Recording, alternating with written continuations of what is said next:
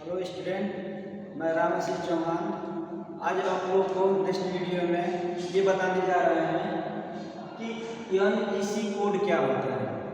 जब भी हम लोग वायरिंग करते हैं तो वायरिंग करने से पहले हमको ये ध्यान में रखा जाता है कि कोई भी, चाहे पंखा हो चाहे स्विच बोर्ड हो, उसकी जो मानक होती है कि स्टैंडर्ड वैल्यू कितने को स्थापित करनी चाहिए, वो हम NEC जिसको बोलते हैं नेशनल इलेक्ट्रिकल कोड, राष्ट्रीय वैद्युत कोड 2011 में वो बताया हुआ है कि इसके अनुसार से ही जो भी वायरिंग आप करेंगे तो इसके मानक के अनुसार ही करेंगे।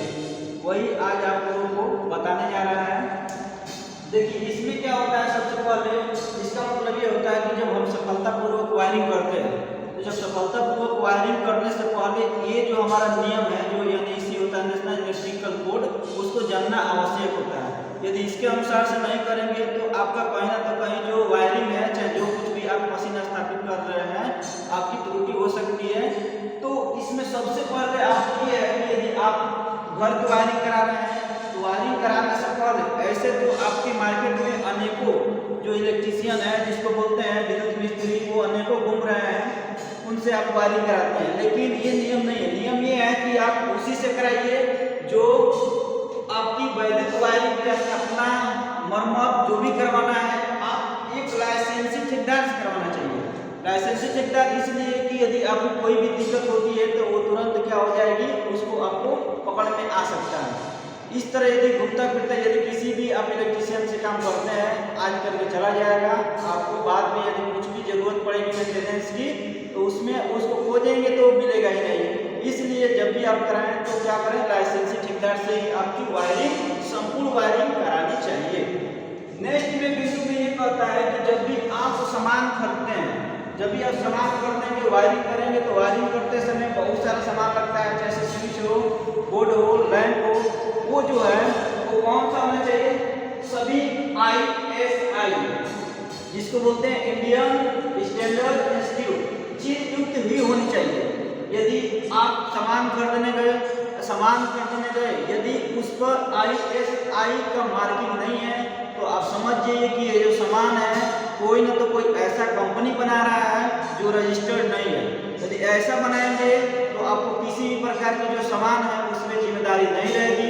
इसीलिए एक भारतीय संस्थान का एक ISI एक कोड है जो यह निर्धारित करता है कि आपको जो भी सामान खरीदना है इलेक्ट्रिकल संबंधित, चाहे कोई भी, तो वो कौन सा होनी चाहिए, ISI चिन्हित ही होनी चाहिए। इसलिए आपको सामान खरीदते समय ये ध्यान देनी चाहिए।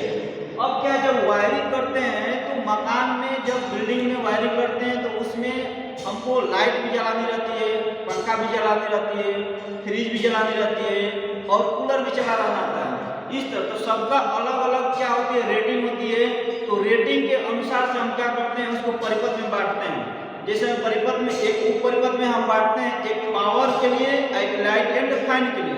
तो लाइट सबसे पहले तो क्या करेंगे कि परिपथों को उप परिपथ में विभाजित कर देंगे।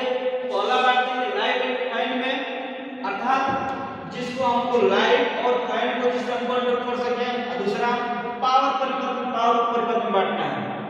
लेकिन यह पूछता है कि जब लाइट एंड फैन में यदि हम बांट रहे हैं तो उसमें लाइट के लिए जो कनेक्शन देंगे, पंखा के लिए जो कनेक्शन देंगे, उसमें अधिकतम एक बोर्ड पे कितना उपभोग बिंदु होनी चाहिए, अर्थात कंज्यूमर पॉइंट कितनी होनी चाहिए और लोड कितनी होनी चाहिए। तो अधिकतम पॉइंट कितनी होनी चाहिए, अधिकतम 10 पॉइंट और अधिकतम लोड होनी चाहिए 800 वाट। 800 वाट से अधिकतम लोड हम नहीं करेंगे जब लाइट एंड फैन के लिए कनेक्शन करेंगे। तो यह बार बार क्वेश्चन में पूछता रहता है, तो आपको ये मोस्ट है, इसको ध्यान देना है। दूसरा ये है कि जो हम पावर परिपथ का मतलब ये हो जाता है जहाँ पे 15 एम्पियर या 16 एम्पियर से वहाँ पे हमको लोड की जरूरत पड़ती है, वहाँ पे बोलते हैं हम लोग पावर परिपथ। तो पावर में हमको मैक्सिमम 2 पॉइंट लेनी चाहिए और अधिकतम 3000 वाट से अधिक नहीं होनी चाहिए। इससे पहले हमने क्या बताया था, लाइट एंड फैन।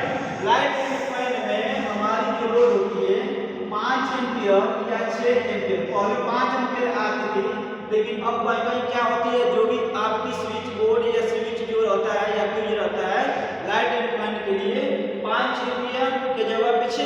एम्पियर होता है, इसलिए मैं 5 इंटू 6 एम्पियर करके बता रहा हूँ। तो लाइट इनफाइनाइट के लिए 5 एम्पियर पर काम करता है। ध्यान रखिए लाइट इनफाइनाइट के लिए 10 पॉइंट और अधिकतम 800 वाट से अधिक नहीं होनी चाहिए। पावर के लिए 2 पॉइंट से अधिक नहीं होनी चाहिए, 3000 वाट से अधिक लोड नहीं होनी चाहिए।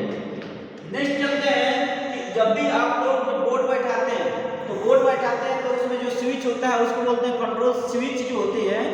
उस कंट्रोल जो भी स्विच है, चाहे स्विच हो, फ्यूज हो, आपकी किस पर लगाते हैं, हम लोग बोर्ड पे लगाते हैं। तो एक बोर्ड की ऊंचाई जो होती है, मानक ऊंचाई जो होती है फर्श से, उसकी निर्धारित की गई है।